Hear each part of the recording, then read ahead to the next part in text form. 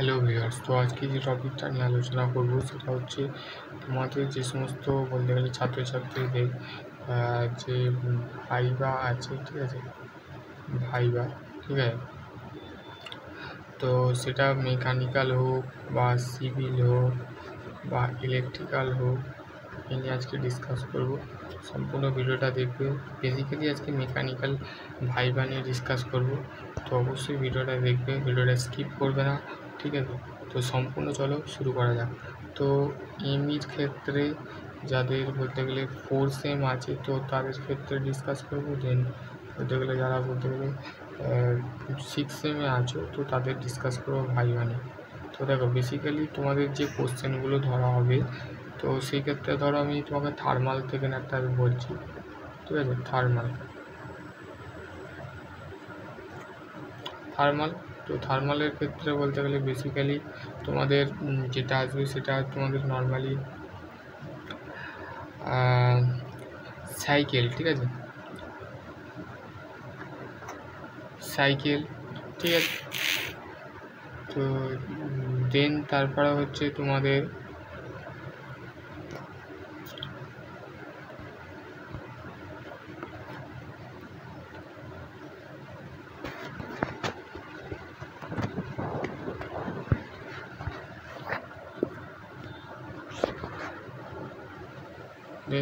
তারপরে বলতে গেলে যে যেমন র্যাঙ্কিং সাইকেল, ঠিক আছে, র্যাঙ্কিং সাইকেল, কার্নট সাইকেল, ঠিক আছে, কার্নট সাইকেল, এই যে সাইকেলের বিষয়গুলো আছে, যেমন আরও আছে যেগুলো আছে বয়লার, ঠিক আছে।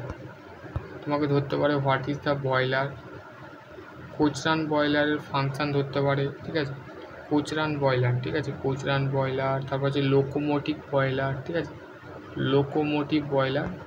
তারপরে হচ্ছে তোমাদের ধরতে পারে যে জেট কনডেনশান এবং জেট কনডেনশান টু দ্য সারফেস কনডেনশান, ঠিক আছে। এবং হচ্ছে টম থেকে যেটা ধরবে সেটা হচ্ছে ধরো গভর্নর কত প্রকার বলতে পারে, ঠিক আছে, Tom.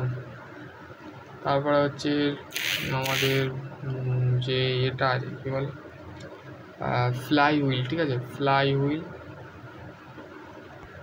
This is the fly wheel keep, তো সেটাও ধরতে পারে।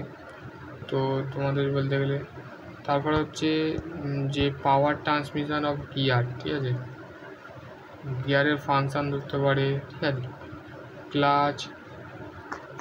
গিয়ার কি, গিয়ার হচ্ছে মাথায় রাখবে মেকানিক্যাল ডিভাইস একটা, এখানে বলতে গেলে মেকানিক্যাল এনার্জির সাথে আমরা ইলেকট্রিক্যাল এনার্জিকে কনভার্ট করে থাকি, তারপরে হচ্ছে দেখো বলতে গেলে তোমাদের যে ম্যানুফ্যাকচারিং থেকে যে বলতে গেলে যে যেমন বলতে গেলে ম্যানুফ্যাকচারিং থেকে যেমন লেদ মেশিন, ঠিক আছে, লেদ মেশিন। তারপরে বলতে গেলে তোমাকে বলতে গেলে টুল সম্পর্কে জিজ্ঞেস করতে পারে, ঠিক আছে। তারপরে যে মিলিং মেশিন, স্লটিং মেশিন, ঠিক আছে, স্লটিং মেশিন, ঠিক আছে। এবং হচ্ছে ইন্ডাস্ট্রিয়ালে যে সমস্ত ইনস্ট্রুমেন্ট আমরা ব্যবহার করি, ফার্স্ট অফ অল যেটা আছে ভার্নিয়ার ক্যালিপার। ভার্নিয়ার ক্যালিপারের লিস্ট কাউন্ট যদি ধরে, তো তোমরা বলবে লিস্ট কাউন্ট হচ্ছে 0.02 মিলিমিটার। কীভাবে বার করবে সেটা আমি তোমাদেরকে সম্পূর্ণ বলে দিচ্ছি। দেখো, লিস্ট কাউন্ট, ঠিক আছে,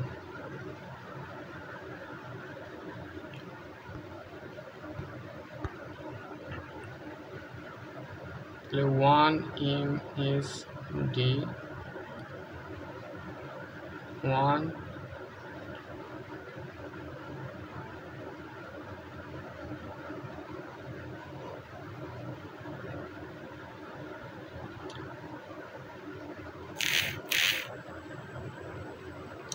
1 minute VSD equal to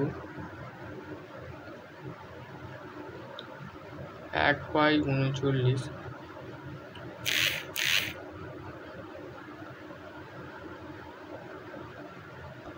50 divided 50 by, এটাকে বলতে গেলে ডিভাইড করলে যেটা বেরোবে সেটা হচ্ছে 0.2 মিলিমিটার। ঠিক আছে। এবার হচ্ছে নেক্সট যে বলতে গেলে তোমাকে লেদের পার্টস যদি ধরে, তো বেসিক্যালি লেদ সম্পর্কে বলতে গেলে অলরেডি ভিডিও বানানো আছে। ফার্স্ট অফ অল বলতে গেলে তোমাকে বলতে গেলে টেলিস্টকের ডেফিনেশান বলতে পারে। টেলিস্টক কি? টেলিস্টক বলবে যেখানে আমাদের ডেড সেন্টার আবদ্ধ থাকে টেলিস্টকের সাথে, সেটাকে আমরা টেলিস্টক বলে থাকি, ঠিক আছে। তারপরে হচ্ছে তোমাকে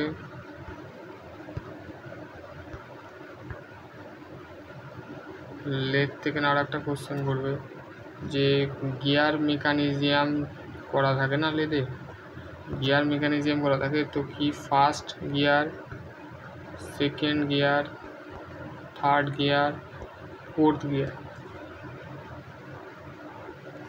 ফার্স্ট গিয়ারের সাথে আমাদের ক্লাচ অ্যাটাচ করা থাকে, ঠিক আছে, ক্লাচ, ঠিক আছে, বেসিক্যালি ক্লাচ অ্যাটাচ করা থাকে। এবার হচ্ছে অ্যাডভান্স ম্যানুফ্যাকচারিং গেল, টমের বলতে গেলে ম্যাট্রিক্সটা দেখে যাবে, ঠিক আছে, কিছু কোশ্চেন করবে না, ঠিক আছে, ভাইভাতে পাস করিয়ে দেবে, ঠিক আছে, পাস করিয়ে দেবে, চিন্তা করতে, ঠিক আছে। এবার হচ্ছে আমাদের 6 সেমিস্টার স্টুডেন্টদের, ঠিক আছে। আর তোমাদের আর একটা সাবজেক্ট আছে, তার আগে বলি মেট্রোলজি, ঠিক আছে, মেট্রোলজিও সেম, যেগুলো ম্যানুফ্যাকচারিংয়ে বললাম, লিস্ট কাউন্ট, তারপর হচ্ছে ভার্নিয়ার ক্যালিপার কত ধরনের হয়, আউটসাইড মাইক্রোমিটার, ইনসাইড মাইক্রোমিটার ধরতে পারে, ঠিক আছে। তারপরে গেজের সম্পর্কে জিজ্ঞাসা করতে পারে, ঠিক আছে, তো কত ধরনের গেজ হয়। আর তোমাদের মেন যেটা আছে, যারা বলতে গেলে থার্ড সেম নয়, তোমাদের বলতে গেলে তারপরে হচ্ছে 6 সেমের প্রথমে হচ্ছে আমাদের ডিজাইন নিয়ে আলোচনা করি, ঠিক আছে। ডিজাইন আমাদের যে মেশিন ডিজাইন, ঠিক আছে। তো দেখো মেশিন ডিজাইন বলতে গেলে মেনলি আমাদের এমডি, ঠিক আছে।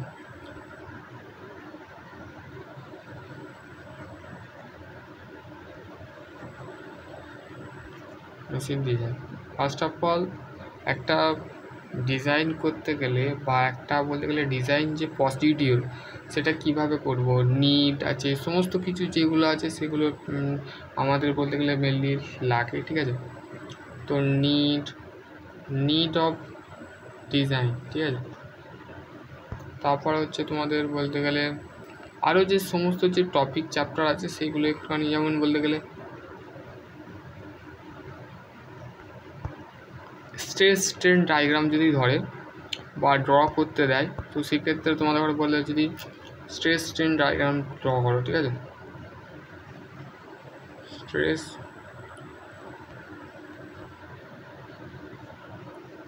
তাহলে তোমরা কীভাবে ড্র করবে,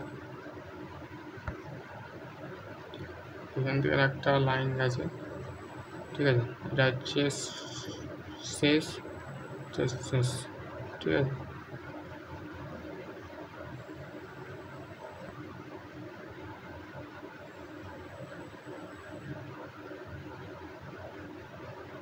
ঠিক আছে,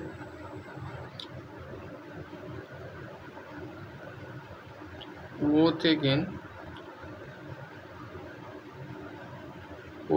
এ পর্যন্ত এটা হচ্ছে ও কেন্দ্র,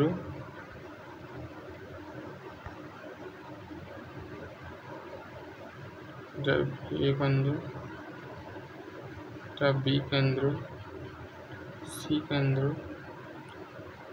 ডি কেন্দ্র, ই কেন্দ্র।